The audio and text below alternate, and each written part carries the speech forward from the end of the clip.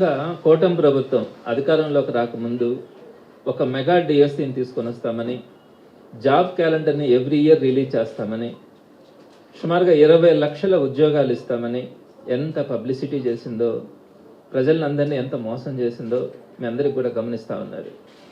కొత్త ఉద్యోగాలు ఇవ్వకపోగా సుమారుగా 2,40,000 మంది వాలంటీర్లను కానీ, అలానే రేషన్ షాప్ వెహికల్స్ని తీసేయడం కానీ, అలానే గవర్నమెంట్ లిక్కర్ షాప్స్ని తీసేసిన దానివల్ల అక్కడ ఎంప్లాయ్మెంట్ కానీ, అలానే వెలుగుకు సంబంధించినటువంటి వాటిల్లో అడ్డగోలుగా చాలామందిని ఉద్యోగస్తులను తొలగించడం కానీ, అదేవిధంగా ఆప్కాస్లో అంటే అవుట్సోర్సింగ్లో పనిచేస్తున్నటువంటి కొన్ని వందల మందిని లేదా కొన్ని వేల మందిని ఈ గవర్నమెంట్కి సంబంధించినటువంటి నాయకులు వారికి నచ్చినటువంటి వారిని ఈరోజు విచ్చలవిడిగా తీసేసి నిరుద్యోగాన్ని పెంచుతూ ఉన్నటువంటి పరిస్థితి ఈరోజు ఆంధ్ర రాష్ట్రంలో కనపడుతూ ఉంది. కొత్త ఉద్యోగాలు ఇవ్వకపోగా కొన్ని లక్షల మంది ఈరోజు నిరుద్యోగులుగా తయారైనటువంటి పరిస్థితి మన కళ్ళ ముందే ఈరోజు కనపడుతూ ఉంది. అయితే వీళ్ళు చెప్పినటువంటిది ఏంటంటే మెగా డిఎస్సి తీసుకొని వస్తాము, సుమారుగా 50,000 పోస్టులు మేము ఫిల్ చేస్తామని చెప్పి నిరుద్యోగులందరినీ కూడా మభ్యపెట్టినటువంటి పరిస్థితి మనం చూసినాం. అయితే అధికారంలోకి వచ్చిన వెంటనే మొట్టమొదటి సంతకంగా మెగా డిఎస్సి అని చెప్పి కేవలం 16,000 పోస్టులను మాత్రమే ఫిల్ చేసేదానికి సంతకం పెట్టడం కూడా జరిగింది. అయితే ఇదే డిఎస్సిని జగన్మోహన్ రెడ్డి గారు 2 నెలల్లోనే పూర్తి చేస్తామని చెప్పి దాన్ని డిఎస్సి నోటిఫికేషన్ ఇస్తే, ఆ నోటిఫికేషన్ ఇంప్లిమెంట్ కాకుండా కోర్టుకు వెళ్ళి ఎలక్షన్ వస్తూ ఉందని చెప్పి ఆ నోటిఫికేషన్ ఇంప్లిమెంట్ కానికుండా చేసి వీళ్ళు జూన్లో మొట్టమొదటి సంతకం పెట్టి కూటమి ప్రభుత్వం వచ్చిన తర్వాత సుమారుగా 16 నెలలండి.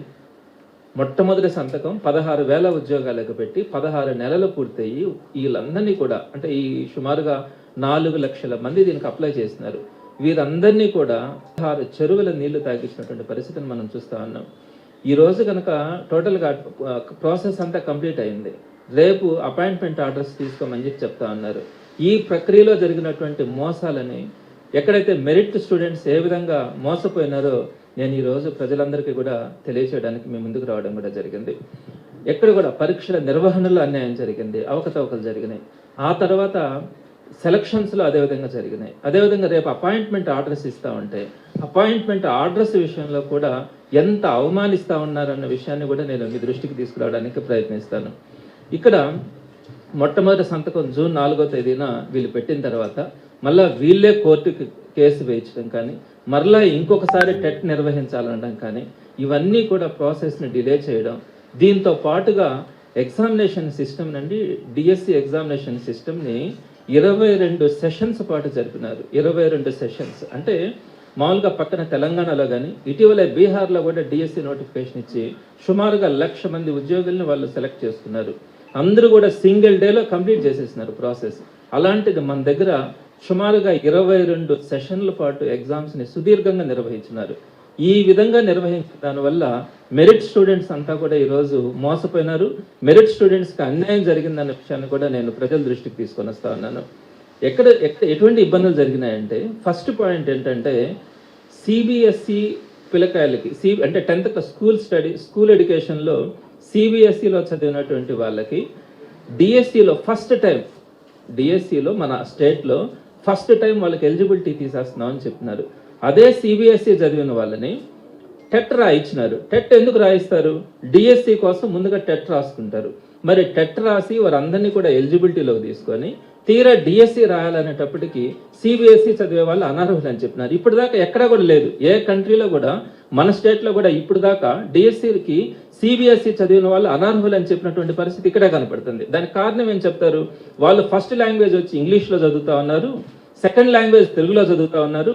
కాబట్టి సిబిఎస్ఈ చదివే వాళ్ళు అనర్హులు అని చెప్పినారు. పాపం వాళ్ళు మేము టెట్ కూడా మాకు ఎలిజిబిలిటీ ఇచ్చినారు కదా, టెట్ రాసినాము, మేమంతా కూడా ఎలిజిబుల్ అయినాము, మరి డిఎస్సికి వచ్చేటప్పటికి ఎందుకు మమ్మల్ని అంతా కూడా మేము అనర్హులుగా ట్రీట్ చేసి డిఎస్సి రాయకుండా ఎందుకు చేస్తా ఉన్నారంటే వాళ్ళ మొర ఆలకించినటువంటి పరిస్థితి కూడా కనిపించలే. వారు ఈరోజు ఎంతో ఆశతో టెట్ రాసి చదువుకొని బిఎడ్ కానీ డిఎడ్ కానీ చదువుకొని టెట్ రాసి ఈరోజు డిఎస్సికి వాళ్ళందరినీ కూడా ఎలిజిబిలిటీలోకి తీసుకోకుండా వారందరినీ పక్కన పెడితే వారందరూ కూడా ఈరోజు ఎంత వాళ్ళ గోష్ట తగులుతా ఉంది ఈరోజు గవర్నమెంట్కి అని చెప్పి కూడా తెలియజేస్తా ఉన్నాను. రెండో పాయింట్కి వచ్చేటప్పటికి ఇంత సుదీర్ఘ కాలం పాటు డిఎస్సిని పోస్ట్పోన్ చేసుకుంటూ వచ్చిన తర్వాత నోటిఫికేషన్ ఇచ్చిన తర్వాత కేవలం 45 రోజుల లోపల ఎగ్జామ్ పెడతామని చెప్పి డిఎస్సి నోటిఫికేషన్ ఇవ్వడం జరిగింది. అందరూ కూడా చెప్పినారు, మీరు ఎప్పుడు నోటిఫికేషన్ ఇస్తారో తెలియదని చెప్పి మేమేదో ఉద్యోగాల్లో ఉన్నాము, ఈ రోజు నుంచి సెలవు పెట్టి చదువుకోవాలన్నా కూడా కనీసం సిలబస్ అంతా ప్రిపేర్ కావాలంటే 3 నెలల సమయం పడుతుంది, కనీసం 3 నెలల సమయం ఇచ్చి మీరు డిఎస్సి పెట్టండి చెప్తే ఈ కార్పొరేట్ ఇన్స్టిట్యూషన్స్ ఏవైతే ఉన్నాయో, మీకు సోకాల్డ్ ఇన్స్టిట్యూషన్స్, నేను వాటి పేరు కూడా చెప్పాల్సిన అవసరం లేదు, ఇంటర్మీడియట్ కాలేజెస్కి సంబంధించి కార్పొరేట్ ఇన్స్టిట్యూషన్స్ ఏ ఉన్నాయో ఆ ఇన్స్టిట్యూషన్స్లో వీళ్ళందరూ కూడా ఉద్యోగాలు చేసుకుంటా ఉన్నారు.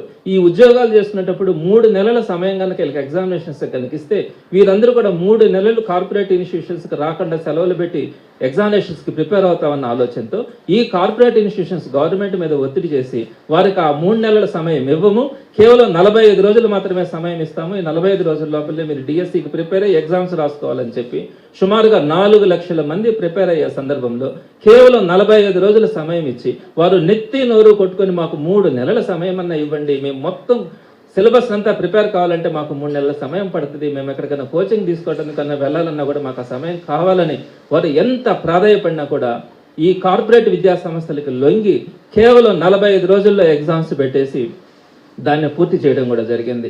22 సెషన్స్లో ఎగ్జామ్స్ కూడా పెట్టినారు. అదేవిధంగా ఇంకొక ప్రధానమైనటువంటి ఇష్యూ, వీళ్ళు 22 సెషన్స్లో ఎగ్జామ్స్ పెట్టినారు. పక్కన తెలంగాణ కానీ బీహార్లో కానీ ఆఫ్లైన్లో ఒకే రోజు ఎగ్జామ్ని కంప్లీట్ చేసి వారందరికీ కూడా రిజల్ట్ కూడా ఇవ్వడం జరిగింది. మన దగ్గర 22 సెషన్స్లో ఎగ్జామ్స్ పెట్టిన దానివల్ల నార్మలైజేషన్ అనే ఒక ప్రక్రియను తీసుకొని వచ్చినారు. ఎప్పుడు కూడా మన రాష్ట్రంలో ఎన్నో డిఎస్సీలు జరిగినాయి, ఏ డిఎస్సీలో కూడా ఇలాంటి ప్రాసెస్ లేదు. ఈ నార్మలైజేషన్ ప్రాసెస్ వల్ల ఎంత అన్యాయం జరిగిందన్నది నేను మీ దృష్టికి తీసుకొని వస్తా ఉన్నాను. నార్మలైజేషన్ ప్రాసెస్ అంటే డిఫరెంట్ సెషన్స్లో ఎగ్జామ్స్ జరుగుతూ ఉంటాయి. ఒక సెషన్స్లో యావరేజ్ మార్క్స్ తగ్గొచ్చు, ఇంకొక సెషన్స్లో యావరేజ్ మార్క్స్ పెరగచ్చు, వేరే పేపర్లు ఇస్తాయి. దానికి ఏం చేసినారంటే తక్కువ యావరేజ్ వచ్చినప్పుడు ఈ పేపర్ కష్టంగా ఉంటుంది, అందుకని యావరేజ్ మార్క్స్ తగ్గినాయని చెప్పి వాళ్ళ ఇష్ట ప్రకారం వీళ్ళకి మార్కులు గవర్నమెంట్ పెంచేసింది. కానీ యాక్చువల్గా యావరేజ్ మార్క్స్ ఎందుకు తగ్గినాయి అంటే కొన్ని సెషన్స్లో కొన్ని దగ్గరలో అంటే తమిళనాడులో ఉన్నటువంటి వాళ్ళు కానీ, అదేవిధంగా కర్ణాటకలో ఉన్నటువంటి వాళ్ళు కానీ, ఒరిస్సాలో ఉంటున్నటువంటి వాళ్ళు కానీ, మహారాష్ట్రలో ఉన్నటువంటి వాళ్ళు కానీ, వారందరూ కూడా మన స్టేట్లో బార్డర్ డిస్ట్రిక్ట్స్లోకి వచ్చి ఊరికి అటెంప్ట్ చేయడం, అంటే డిఎస్సి అక్కడ కూడా వెళ్ళి మేము డిఎస్సి అటెంప్ట్ చేస్తాం, మాకు ఒక ఎక్స్పీరియన్స్ వస్తుందన్న ఉద్దేశంతో వారందరూ కూడా అప్లై చేసినారు. చుట్టుపక్కల ఉండే ఉర్దూ మీడియా వాళ్ళు కానీ వీళ్ళందరూ కూడా అక్కడ అప్లై చేసిన సెషన్స్లో వాళ్ళు కనుక పడితే వాళ్ళు ఏదో నార్మల్గా ప్రిపేర్ కావడం. ఇంకొకటి కూడా ఇంగ్లీష్ మీడియం చదువుతున్న వాళ్ళందరినీ కూడా ఒకే సెషన్స్లో వేసినటువంటి పరిస్థితి ఉంది. వారందరూ కూడా ఎక్కడో ఒక దగ్గర సాఫ్ట్వేర్ ఉద్యోగాలు చేసుకుంటా కేవలం వస్తే వస్తుంది పోతే పొద్దులే అని చెప్పి ఆ ఇంగ్లీష్ మీడియం చదివిన వాళ్ళంతా కూడా వచ్చి రాస్తే వాళ్ళు చదివిన వాళ్ళు కానీ వీరందరికీ కూడా ఏ సెషన్స్లో అయితే పడ్డారో ఆ సెషన్స్లో యావరేజ్ మార్క్స్ తగ్గిపోయినాయి. ఆ సెషన్స్లో యావరేజ్ మార్క్స్ తగ్గిన దానివల్ల ఆ సెషన్స్లో జరిగినటువంటి వాళ్ళకి పేపర్ కష్టంగా వచ్చిందని భావించి ఆ సెషన్స్లో ఉండే వాళ్ళకి సుమారుగా 4.7 మార్కుల దాకా కూడా వాళ్ళకి పెంచి ఎక్స్ట్రాగా ఒక్కొక్కరికి యాడ్ చేసినారు. ఆ సెషన్స్లో ఉండే వాళ్ళకి మార్కులు అన్నీ కూడా అదనంగా వచ్చిన దానివల్ల ఎక్కడైతే కష్టపడి చదువుకున్నారో కష్టపడి పరీక్షలు రాసినారో అక్కడ వచ్చినటువంటి వాళ్ళకి ఏ మార్కులు పెంచలా. సో వాళ్ళు అన్యాయం అయిపోయినారు. ఈరోజు కొన్ని సెషన్స్లో మీకు కొన్ని ఎగ్జాంపుల్స్ చెప్తాను. 1/7/2025 మార్నింగ్ సెషన్లో చదివే వాళ్ళకి 0.75 మార్క్స్ యాడ్ చేసినారు ఈ నార్మలైజేషన్ ప్రాసెస్లో. అదే 1/7/2025 మధ్యాహ్నం సెషన్లో రాసిన వాళ్ళకి 4.75 మార్క్స్ యాడ్ చేసినారు. అంటే ఇక్కడ 4 మార్కులు ఆ సెషన్స్లో రాసిన వాళ్ళందరికీ యాడ్ అయిపోయినాయి. ఇట్లా ఈ సెషన్స్లో ఉండే వాళ్ళందరికీ మ్యాక్సిమం ఎక్కడెక్కడైతే ఆ ఇతర స్టేట్స్లో నుంచి రాసినారో వాళ్ళు కాకుండా మిగతా వాళ్ళందరికీ అక్కడ ఉద్యోగాలు వచ్చినాయి. అదేవిధంగా ఇంకొక సెషన్ కూడా 13/6/2025 తేదీన సెకండ్ షిఫ్ట్లో రాసినటువంటి వాళ్ళకి 4.25 మార్క్స్ యాడ్ చేసినారు. కొన్ని సెషన్స్లో ఏమో 0.5, 0.75, కొన్ని సెషన్స్లో ఏమో 4.25, 4.75 ఇలా యాడ్ చేసిన దానివల్ల ఏవైతే హయ్యర్ మార్క్స్ యాడ్ చేసినారో ఆ సెషన్స్లో ఉండే వాళ్ళకే మొత్తం ఉద్యోగాలు వచ్చినాయి. అలా కాకుండా కష్టపడి మంచి మార్కులు తెచ్చుకొని మిగతా వాటిల్లో యావరేజ్ ఎక్కువ వచ్చేసింది వాళ్ళకన్న ఉద్దేశంతో అక్కడ మార్క్స్ యాడ్ చేయకపోవడం వల్ల ఈ నార్మలైజేషన్ ప్రాసెస్లో వారందరికీ కూడా మార్కులు యాడ్ కాకపోవడం వల్ల ఉద్యోగాలు రాని పరిస్థితి ఈరోజు మనం చూస్తూ ఉన్నాం. నేను మీకు ఒక విషయం తెలియజేస్తా ఉన్నాను. కేవలం 4 లక్షల మంది డిఎస్సీలో ఎగ్జామ్ రాస్తున్నారు, 16,000 మంది ఉద్యోగాలు మాత్రమే ఉన్నాయి. ఒక్కసారి మీరు జగన్మోహన్ రెడ్డి గారు గవర్నమెంట్లోకి వెళ్ళండి 2019లో 20 లక్షల మంది సచివాలయ ఉద్యోగాల కోసం రాసినారు. ఇక్కడ రాసింది 4 లక్షల మంది అయితే అక్కడ 20 లక్షల మంది ఉద్యోగాల కోసం రాసినారు. ఇక్కడ కేవలం 16,000 ఉద్యోగాలు ఉంటే అక్కడ 1,37,000 ఉద్యోగాలను ఫిల్ చేసినారు. 20 లక్షల మంది రాసి 1,37,000 ఉద్యోగాలను ఫిల్ చేసేటప్పుడు సింగిల్ డే ఎగ్జామ్ పెట్టి, ఆఫ్లైన్లో ఎగ్జామ్ పెట్టి మొత్తం ప్రాసెస్ను కూడా 1 నెల ప్రిపరేషన్ కోసం ఇచ్చినారు. 1 నెలలో ప్రాసెస్ కంప్లీట్ చేసి 2 months లోపల 20 లక్షల మంది రాసినటువంటి అన్ఎంప్లాయీస్ అందరిలో నుంచి కూడా 1,37,000 ఉద్యోగాల్ని ఎక్కడా కూడా చిన్న డిస్టర్బెన్స్ లేకుండా, ఏ ఒక్కరికి అన్యాయం జరగకుండా, అవకతవకలు జరగకుండా ప్రాసెస్ని కంప్లీట్ చేసినటువంటి ఘనత జగన్మోహన్ రెడ్డి గారి గవర్నమెంట్ అయితే, మీరు కేవలం 4 లక్షలు, 3.5 లక్షల మంది నుంచి 4 లక్షల మధ్యలో మాత్రమే పరీక్షలు రాసి కేవలం 16,000 మంది ఉద్యోగాలను ఫిల్ చేయడానికి మీరు 22 సెషన్స్లో ఎగ్జామ్స్ పెట్టి ఒక నార్మలైజేషన్ ప్రాసెస్ తీసుకొని వచ్చి మీకు ఇష్టం వచ్చినటువంటి సెషన్స్ లో మార్కులు యాడ్ చేసి ఆ సెషన్స్ లో ఉండే వాళ్ళకి మాత్రమే ఉద్యోగాలు ఇస్తే ఇది ఏ విధమైనటువంటి పారదర్శకత ఉంది? మీరు ఒక్కసారి ఆలోచించండి. ఇంత ఘోరమైనటువంటి ప్రాసెస్, నార్మలైజేషన్ ప్రాసెస్ మన రాష్ట్రంలో ఎప్పుడైనా జరిగిందా? దానికి కృష్ణారెడ్డి గారి కన్వీనర్ ఒక మాట చెప్తారు, ఇది ఇంటర్నేషనల్ ప్రాసెస్, అందుకని నార్మలైజేషన్ తీసుకొని వచ్చినామంటారు. అసలు నార్మలైజేషన్ అనేది ఇంటర్నేషనల్ ప్రాసెస్ అయితే అసలు డిఎస్సి అంటే ఏంటయ్యా? District selection committee, district level exam ఇది. ఒక డిస్ట్రిక్ట్ వారీగా జరిగేటువంటి దాన్ని మీరు నేషనల్ లెవెల్ తీసుకొని వచ్చి ఇక్కడ మేము ఇంప్లిమెంట్ చేస్తామంటే మీకు ఇంకొక విషయం కూడా తీసుకొని వస్తామన్నా, పీజీ నీట్ ఉంటుంది. అంటే మెడిసిన్ చేరడానికి పోస్ట్ గ్రాడ్యుయేషన్లో కూడా ఇలానే డిఫరెంట్ సెషన్స్లో పెట్టి అక్కడ యావరేజెస్ని తీసుకునే పరిస్థితి కనపడతా ఉన్నప్పుడు సుప్రీంకోర్టుకు వాళ్ళు వెళ్తే ఈ సంవత్సరం అలా చెయ్యొద్దు, దీనివల్ల ప్రతిభ కలిగినటువంటి విద్యార్థులందరూ కూడా నష్టపోతా ఉన్నారు, మీరు సింగిల్ డేలోనే కంప్లీట్ చేయండి అంటే వాళ్ళు 3 months ఎగ్జామ్స్ను పోస్ట్ పోన్ చేసుకొని సింగిల్ డేలోనే ఎగ్జామ్స్ కంప్లీట్ చేసి దాని రిజల్ట్ ఇచ్చి దాని ప్రాసెస్ తీసుకుని వెళ్తా ఉన్నారు. మరి అలా నేషనల్ లెవెల్లో జరిగేటువంటి పీజీ నీట్ ఎగ్జామ్ని కూడా ఇలా సెషన్ల వారీగా జరగకుండా చేసినప్పుడు మీరు డిస్ట్రిక్ట్ లెవెల్లో జరగాల్సినటువంటి ఒక సెలక్షన్ కమిటీకి సంబంధించినటువంటి ఎగ్జామ్, డిఎస్సి ఎగ్జామ్ని మీరు నార్మలైజేషన్ అని చెప్పి ఇంటర్నేషనల్ స్టాండర్డ్స్లో, ఇంటర్నేషనల్ లెవెల్లో అని చెప్పి ఇప్పుడు ఉన్నటువంటి పిల్లకాయలకి తీవ్రమైనటువంటి అన్యాయం చేసినటువంటి పరిస్థితి రోజు మీరు చూస్తూ ఉన్నారు. రాష్ట్ర ప్రజలందరూ కూడా గమనిస్తూ ఉన్నారు లేదో, ప్రతి ఒక్క దాంట్లో కూడా పబ్లిసిటీ. నేను మీకు ఇప్పుడు ప్రధానమైనటువంటి ఒక ఇష్యూని తీసుకొని వస్తా ఉన్నాను.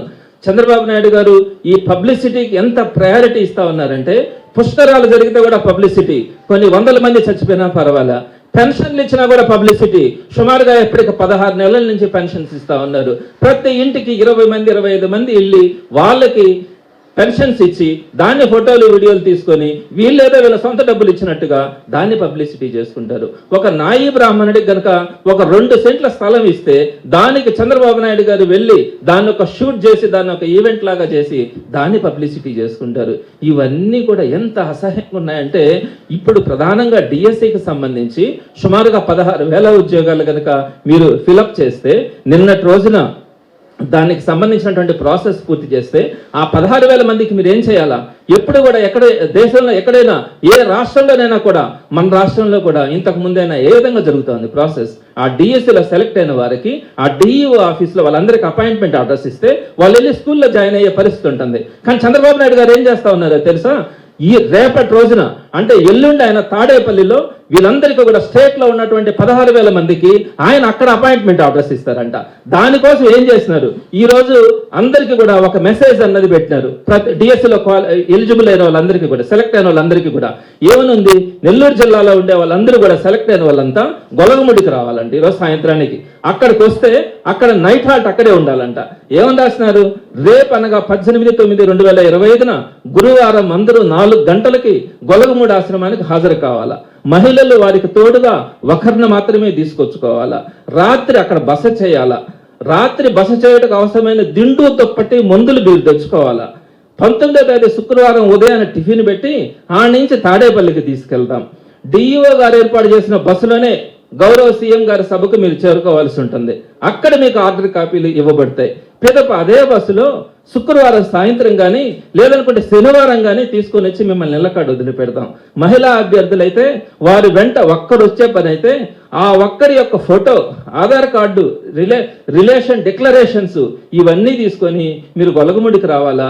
అక్కడ మీకు ఎంట్రీ అడ్మిషన్స్ ఇస్తామని చెప్పి ఈ విధంగా రాష్ట్రంలో ఉండేటువంటి ప్రతి జిల్లాలో ఉండేటువంటి 16,000 మందిని మీరు తాడేపల్లికి తీసుకొని వచ్చి ముఖ్యమంత్రి గారి చేతుల మీదుగా మేము అపాయింట్మెంట్ ఆర్డర్స్ ఇస్తామంటే ఎంతమందికి ఇస్తారు ముఖ్యమంత్రి గారు? ఒక 10 మందికి ఇస్తారు. మిగతా 15,000 మంది ఏం చేయాలా? గొర్రెల్లాగా వాళ్ళు అక్కడ కూర్చొని సాయంత్రం దాకా మీరు ఇచ్చే అపాయింట్మెంట్ ఆర్డర్లు తీసుకోలేక, సీఎం గారి దగ్గర తీసుకోలేక, ఎవరో ఒకరికి అక్కడ సాయంత్రం పూట పొద్దుపోయిన తర్వాత ఇచ్చిన తర్వాత ఆ అపాయింట్మెంట్ ఆర్డర్ తీసుకొని మళ్ళా నైట్ అక్కడే పడుకొని ఉదయం లేసి 3 రోజుల తర్వాత నెల్లూరుకు రావాలా? ఏమండి, మహిళలు ఉన్నారు, గర్భిణీలు ఉంటారు, రకరకాల వ్యాధిగ్రస్తులు కూడా ఉంటారు. వీరందరినీ కూడా మీరు స్టేట్ వైడ్ గా ఉండే వారందరినీ 16 ఎల్లుండి అక్కడికి తాడేపల్లికి రమ్మని చెప్పి అక్కడ మాత్రమే మీకు అపాయింట్మెంట్ ఆర్డర్స్ ఇస్తామంటే దేశంలో కాదు ఎప్పుడు ఎక్కడా కూడా ఈ ప్రాసెస్ జరగదు. జగన్మోహన్ రెడ్డి గారు ఎన్నో ఇచ్చినారు ఉద్యోగాలన్నీ కూడా, ఎక్కడ కూడా ఎటువంటి ప్రాసెస్ లేదు. కేవలం దేశంలో 2 సందర్భాల్లోనే ఇలా జరిగింది. ఎప్పుడు జరిగిందో తెలుసా? 2014 డిఎస్సిలో కూడా చంద్రబాబు నాయుడు గారు ఇదే పద్ధతిని అవలంబించినారు. ఆ రోజు చుక్కలు కనపడ్డాయి ప్రతి మహిళకు కూడా. మళ్ళా 2025 డిఎస్సిలో మళ్ళా ఈ రోజు ఇదే ప్రాసెస్ని తీసుకొచ్చినారు. ఈ 2 సందర్భాల్లో తప్ప నాకు తెలిసి దేశంలో ఇటువంటి సిస్టమ్ని ఫాలో అయ్యే వాళ్ళు ఎవరు కూడా ఉండుండరు. సో అట్లా మీరు ఎవరు, మీకేం హక్కు ఉంది? ఏ విధంగా మీరు వీళ్ళందరినీ కూడా కేవలం 16,000 ఉద్యోగాలు ఇచ్చి వారందరినీ కూడా తాడేపల్లికి రమ్మని చెప్పి అక్కడ నా చేతుల మీదుగానే మీరు అపాయింట్మెంట్ ఆర్డర్స్ తీసుకోవాలని మీరు ఇచ్చే ఒక 10-15 అపాయింట్మెంట్ ఆర్డర్స్ కోసం వీరందరూ కూడా 3 రోజుల పాటు మహిళలందరూ కూడా అక్కడ ఉండాలంటే ఈ మెసేజ్ని పెట్టి వారందరినీ కూడా ఇబ్బంది పెడతామన్న పరిస్థితి మీరు ఈరోజు తీసుకొని వస్తే ఇది ఎంతకంటే అవమానం ఇంకోటి ఉందా? వాళ్ళేమి గవర్నమెంట్ ఉద్యోగం కోసం వాళ్ళందరూ కూడా కష్టపడి చదివి ఉద్యోగాలు తెచ్చుకున్నారు. అంతేగాని వాళ్ళు అవమానపడాలని కాదు. వారు ఈ విధంగా మీ చేత మీ మెహర్బానీ కోసం వారు ఈరోజు అష్ట కష్టాలు అవమానపడే పరిస్థితిని మీరు తీసుకొని వస్తూ ఉంటే దీన్ని ఏ విధంగా అర్థం చేసుకోవాలా అన్నది మీరు అందరూ కూడా అర్థం చేసుకోవాలా. మీకు జగన్మోహన్ రెడ్డి గారు చేసినటువంటి పనులు 137,000 ఉద్యోగాలని సింగిల్ డే ఇస్తే 3వ కంటికి తెలియకుండా అపాయింట్మెంట్ ఆర్డర్స్ ఇచ్చినారు. ఎక్కడ చిన్న అలిగేషన్ లేదు. డిఎస్సిలోనే తీసుకుందాం. జగన్మోహన్ రెడ్డి గారు డిఎస్సి ఇవ్వలేదంటారు. మీరు చేసిన పాపాలన్నింటినీ కడుక్కోవడానికే జగన్మోహన్ రెడ్డి గారికి సమయం గడిచిపోయింది. మీరు 98 డిఎస్సి అంటే 25 సంవత్సరాల క్రితం మీరు డిఎస్సి వేసి ఇదే విధంగా అక్కడ సుమారుగా 4,059 మందికి ఆ రోజు అర్హులైన వారందరికీ ఉద్యోగాలు ఇవ్వకుండా మీరు వదిలేస్తే వారందరికీ కూడా 98 డిఎస్సి వాళ్ళకి జగన్మోహన్ రెడ్డి గారు 25 సంవత్సరాల తర్వాత ఆ 4,059 మందికి ఉద్యోగాలు ఇచ్చినా కూడా ఎక్కడ కూడా ఆయన వాళ్ళందరినీ పిలిపించి సెలబ్రేట్ చేస్తున్నటువంటి పరిస్థితి కూడా చూడం. అందరికీ ఉద్యోగాలు ఇచ్చినారు. మీరు దిగిపోయే ముందు 2018 డిఎస్సి వేసి సుమారుగా 6,954 ఉద్యోగాలకి మీరు నోటిఫికేషన్ ఇచ్చి వారందరికీ కూడా ఉద్యోగాలు ఇవ్వకుండా మీరు వెళ్ళిపోయిన పరిస్థితి ఉంటే జగన్మోహన్ రెడ్డి గారు వచ్చిన తర్వాత ఆ 2018 డిఎస్సిలో ఉన్నటువంటి 6,954 మందికి కూడా అందరికీ సెలక్షన్స్ పూర్తి చేసి అపాయింట్మెంట్ ఆర్డర్స్ గుట్టు చప్పుడు లేకుండా ఇచ్చినారు. దానికి ముందు మీరు 2014 డిఎస్సిలో మొత్తం తాడేపల్లికి పిలిపించుకొని దాన్ని పబ్లిసిటీ చేసుకొని ఆ పబ్లిసిటీని 4-5 రోజుల పాటు మీరు దాన్ని అన్ని కూడా టెలికాస్ట్ చేసుకున్నటువంటి పరిస్థితి ఉంటే 2018 డిఎస్సి 98 డిఎస్సిలో మీరు వదిలేసిన వాళ్ళందరికీ ఉద్యోగాలు ఇచ్చిన 2018 డిఎస్సిలో మీరు వదిలేసిన వాళ్ళందరికీ ఉద్యోగాలు ఇచ్చిన జగన్మోహన్ రెడ్డి గారు ఎక్కడ కూడా పబ్లిసిటీ కోసం పోలే. అలానే 2008 డిఎస్సిలో కూడా 15 సంవత్సరాల క్రితం జరిగినటువంటి డిఎస్సిలో సుమారుగా 2,193 మంది ఆ రోజు అర్హులైన వారందరికీ కూడా ఉద్యోగాలు రాకపోయినా కూడా వారందరికీ కూడా 15 సంవత్సరాల తర్వాత ఉద్యోగాలు జగన్మోహన్ రెడ్డి గారు ఇచ్చినారు. అలానే 2019 స్పెషల్ డిఎస్సి వేసినా కూడా కేజీబీ వాళ్ళ కోసం ప్రత్యేకంగా రిక్రూట్మెంట్ జరిపినా కూడా ఎక్కడా కూడా వాటన్నింటినీ కూడా ప్రాసెస్ని సిస్టమేటిక్గా కంప్లీట్ చేసి వారందరికీ ఇంటి దగ్గరికే డిఎస్సి కంప్లీట్ చేసి ఉద్యోగాలు ఇచ్చినటువంటి పరిస్థితిని మనం చూస్తే చంద్రబాబు నాయుడు గారు దీన్ని 16 నెలలు ఆయన సొంత ఉద్యోగాలు ప్రాసెస్ అంతా కూడా తప్పుదారి పట్టించి ఈరోజు వారందరినీ కూడా తాడేపల్లికి వచ్చి ఇబ్బందులు పెడతా ఉన్నారంటే దీన్ని ఏ విధంగా అర్థం చేసుకోవాలన్నది మీరు ఒకసారి చూడాలి. జగన్మోహన్ రెడ్డి గారిని ప్రధానంగా చాలా మంది అంటారు పేదవారికి సహాయం చేస్తున్నారు, ఉద్యోగాల విషయంలో సరిగ్గా ఇవ్వలేదని చాలా కొంతమంది అంటారు. నేను ఒకటి చెప్తున్నా, జగన్మోహన్ రెడ్డి గారి టైంలో జరిగినటువంటి ఉద్యోగాలు భారతదేశంలో ఏ రాష్ట్రంలో కూడా మన రాష్ట్రంలో కూడా చరిత్రలో ఎప్పుడు లేనన్ని ఉద్యోగాలు జగన్మోహన్ రెడ్డి గారు ఇచ్చారు. మేము చెప్పుకోలేకపోయినాం. అది మా దురదృష్టం అని చెప్పుకోవాలా. చంద్రబాబు నాయుడు గారు 2019-24లో ఎన్ని ఉద్యోగాలు ఇచ్చినారు? ప్రభుత్వ ఉద్యోగాలు కేవలం 32,108 ఉద్యోగాలు ఇచ్చారు. అదే జగన్మోహన్ రెడ్డి గారు 2019-24 మధ్యలో ఎన్ని ఉద్యోగాలు ఇచ్చారు? 6,48,087 ఉద్యోగాలు ఇచ్చారు. 6,48,087 ఉద్యోగాలు. దీంట్లో రెగ్యులర్ ఉద్యోగాలు 2,31,103 ఉద్యోగాలు అయితే, కాంట్రాక్ట్ ఉద్యోగాలు 43,923 అయితే, అవుట్ సోర్సింగ్ ఉద్యోగాలు వచ్చి 3,73,161 ఉద్యోగాలు. ఇన్ని ఉద్యోగాలు మనము జగన్మోహన్ రెడ్డి గారు గవర్నమెంట్లో ఇచ్చినా కూడా ఏం పబ్లిసిటీ చేసుకోలే. వారందరినీ కూడా సగర్వంగా గౌరవంగా చూసినటువంటి ఘనత జగన్మోహన్ రెడ్డి గారిది. మొత్తం జగన్మోహన్ రెడ్డి గారు వచ్చేటప్పటికి 3,97,000 ఉద్యోగస్తులు మాత్రమే గవర్నమెంట్ సెక్టార్లో ఉంటే, జగన్మోహన్ రెడ్డి గారు ఒక్క టర్ములోనే 6 లక్షల చిల్లర ఉద్యోగాలను తీసుకొచ్చినటువంటి పరిస్థితిని మనం చూసినాం. ఇటువంటి ప్రభుత్వాన్ని జగన్మోహన్ రెడ్డి గారు ఇచ్చినటువంటి పరిపాలనని ఎక్కడైనా చూసినామా? అన్ని ఉద్యోగాలు ఫిల్ చేసినా కూడా ఎక్కడైనా పబ్లిసిటీకి వెళ్ళామా? ఎక్కడైనా ఈ విధంగా అందరినీ ఒక దగ్గరికి రమ్మని చెప్పి ఇటువంటి ప్రక్రియ చేసినటువంటి పరిస్థితి మనం ఏ రోజు కూడా ఎప్పుడు కూడా చూడాల. సో ఇట్లాంటి పరిస్థితుల్లో ఇంకొక నేను ప్రధానమైనటువంటి ఇష్యూని మీ దృష్టికి తీసుకొని వస్తాను. అదేంటంటే రిజర్వేషన్స్లో పక్కా మోసం జరిగింది. రిజర్వేషన్ ప్రక్రియలో ఇది అందరూ కూడా గమనించాలా. నాకు తెలిసిన సమాచారం ప్రకారం ఎగ్జాంపుల్ కూడా ఇస్తాను. సోషల్ స్టడీస్కి సంబంధించి స్కూల్ అసిస్టెంట్ ఉద్యోగాలలో ఒక ఎస్సీ విద్యార్థి నరసింహరావు అనే విద్యార్థికి 70.3 మార్కులు వచ్చిన 70.3 మార్కులు వచ్చినా కూడా అబ్బాయికి ఉద్యోగం రాలే. అదే ఓసీకి వచ్చేటప్పటికి నేను అబ్బాయి పేరు చెప్పట్లేదు, 67 మార్కులు వచ్చినా కూడా అబ్బాయికి ఉద్యోగం వచ్చింది సోషల్ స్టడీస్లో. ఏ విధంగా మీరు పారదర్శకతతో వెళ్తా ఉన్నారు? ఈ హిడెన్ అజెండా ఏంటి? ఎందుకు ఈ విధంగా మోసం జరుగుతూ ఉంది? మొత్తం ఎగ్జామినేషన్ సిస్టంలో తప్పులు జరిగినాయి, నార్మలైజేషన్ ప్రాసెస్లో భయంకరమైనటువంటి తప్పులు జరిగినాయి, అదేవిధంగా రిజర్వేషన్స్లో తప్పులు జరిగినాయి. ఇన్ని తప్పు తడకలతో మీరు డిఎస్సి నోటిఫికేషన్ ఇచ్చి కేవలం 16,000 ఉద్యోగాల కోసం ఇంత ఇబ్బందులకు గురి చేసి రేపటి రోజున మీరు పండగ చేసుకోవడానికి వీరందరినీ కూడా తాడేపల్లికి రమ్మంటా ఉన్నారంటే వాళ్ళ బాధను అర్థం చేసుకోవాలి. మేము ఒకటే వైఎస్ఆర్సీపీ తరఫున డిమాండ్ చేస్తూ ఉన్నాం, మీరు పారదర్శకంగా ఏదైతే ఈరోజు చాలామంది మెరిట్ స్టూడెంట్స్ అందరూ కూడా ఉద్యోగం రాక ఇబ్బంది పడుతూ ఉన్నారో అటువంటి వారందరినీ కూడా అర్హులైన వారందరికీ కూడా ప్రభుత్వ ఉద్యోగాలు ఇవ్వాల్సిన అవసరం ఉంది. వారందరి తరఫున కూడా డెఫినెట్గా వైఎస్ఆర్సీపీ డిమాండ్ చేస్తుంది, భవిష్యత్తులో పోరాడుతుంది. ఏ అన్యాయం జరిగిన ఏ ఒక్కరిని కూడా ఆ అన్యాయం జరిగినటువంటి వాడి తరఫున వైఎస్ఆర్సీపీ అండగా నిలబడి పోరాడుతుందని తెలియజేస్తా ఉన్నాను. ఇది ఫస్ట్ పాయింట్. రెండో పాయింట్కి వచ్చేటప్పటికి ఈ రోజున ఆత్మకూరు సంబంధించి నెల్లూరు దగ్గర ఒక యాక్సిడెంట్ జరిగింది. నెల్లూరు కాన్స్టిట్యున్సీ వాళ్ళు మా ఇంటికి కూతవేట దూరంలో ఉన్నటువంటి వారికి సంబంధించి ఆ యాక్సిడెంట్ చూస్తే చాలా బాధ అనిపించింది. అంటే ఇక్కడ వైఎస్ఆర్సీపీ కొట్టుకుంటా ఉంది. ఈ ఇసుక గ్రావెల్కి సంబంధించి రోజు వందల సంఖ్యలో టిప్పర్లు ఇష్టానుసారం రీచెల్ నుంచి ఇతర జిల్లాలకి ఇతర రాష్ట్రాలకి తరలిపోతూ ఉన్నాయి. ఆ తరలించే ప్రక్రియలో ఆ టిప్పర్లన్నీ కూడా ఓవర్ స్పీడ్తో ఇష్టారాజ్యంగా వాళ్ళు రోడ్ల మీద ఆ రోడ్లని చిందరవందర చేస్తూ భయభ్రాంతులకు గురి చేస్తూ ఆ టిప్పర్లు వెళ్తున్నటువంటి తీరు ఈరోజు అందరం కూడా చూస్తూ ఉన్నాం. వైఎస్ఆర్సీపీ దీని మీద కొట్టుకుంటా ఉంది, తీవ్రమైనటువంటి అభ్యంతరాన్ని కూడా తెలియచేస్తూ ఉంది.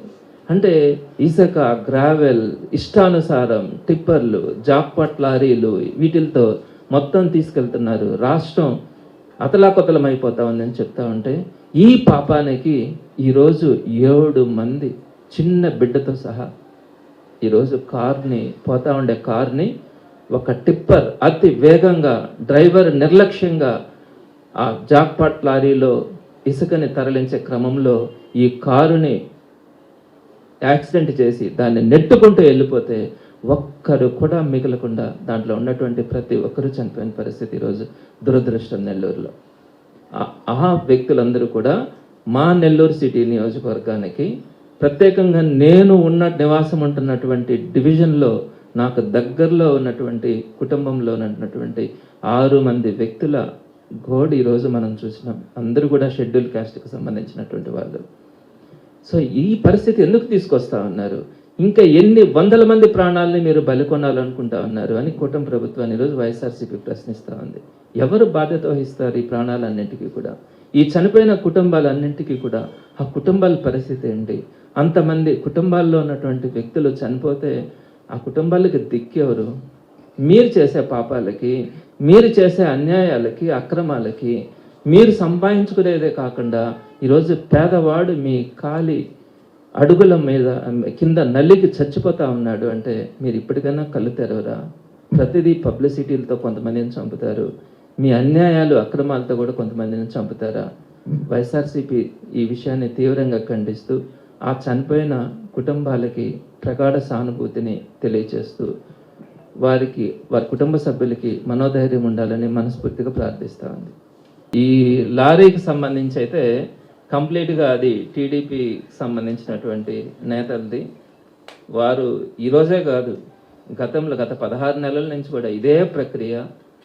దీనివల్ల ప్రకృతి వనరులను దోచుకోవడం అన్నది ఒకటైతే, ప్రాణాలు కోల్పోవడం కూడా జరుగుతూ ఉంది. కాకపోతే ఈరోజు ఇంత భారీ స్థాయిలో 7 మంది ఒకే దగ్గర చనిపోవడం అనేది అత్యంత దురదృష్టకరమైనటువంటి విషయం. దీని మీద గవర్నమెంట్ని డిమాండ్ చేస్తూ ఉన్నాం.